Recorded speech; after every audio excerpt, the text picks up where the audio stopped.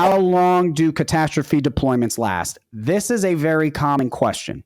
It's common because, you want to know, you want to go out on deployment, you want to make all the money, but like, how long do you have to be away from your family, right?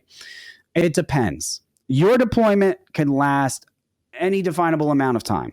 It depends on what the deployment is. It depends on who you're working with. Okay.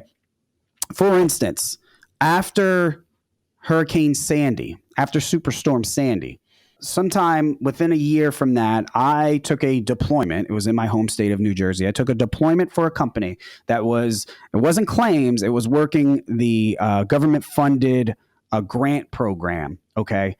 That grant program remained existent for 6 or 7 years. I mean, even as I'm recording this right now, I did it a couple years ago. They had me come back on, and there were people that were working that deployment from the very beginning. So you're talking the latter half of a decade that deployment lasts. Are they all like that? Absolutely not.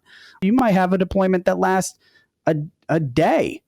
Do you know? The first deployment that I ever had, I was going down to Hammond, Louisiana for a workshop, and Hurricane Isaac was hitting Louisiana. And a couple days before the workshop, they said, hey, we're not sure if we're going to put the workshop on anymore, but if you're interested in deploying, we're going to be deploying people that do show up. And I said, okay, I'm in. And it ended up being a call center deployment.